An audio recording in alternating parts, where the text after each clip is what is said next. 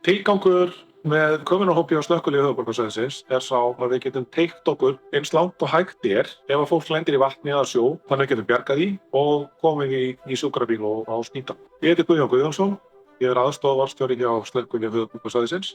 Ég hef verið í köfun síðan 1988 og hef séð að halda utan köfunarnámskeið hjá slökkviliðinu síðan 2016.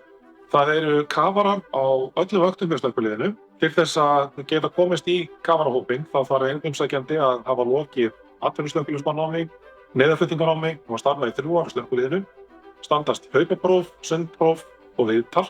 Við höldum námskeið fyrir kafarana hjá okkur á svona 2 til 3 ára fresti.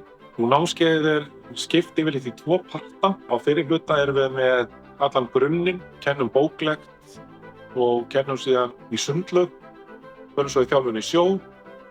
Og á fyrri hlutanum þá ná einstaklingar að ná góðri færni með því að kafa með köfunarbúnaðinn sinn og eru þá tilbúnir til að fara á seinni partinn til þess að læra meira og fara þú dýpra. Við höldum námskeiðið í samstarfi við Landhelgisgæsluna og ríkislögreglustjórann. Það skiptir mjög miklu máli þegar við förum í aðgerðir að við séum með bara tengingu, við þekkjum hvert annað. Með því að vera með köfunarhópinn hjá slökkviliðinu sem er alltaf viðbúinn, alla sólarhringinn, allt árið kring. Þetta skiptir bara miklu máli fyrir einstaklinga að eiga möguleika. Það er okkar hlutur, koma þar inn.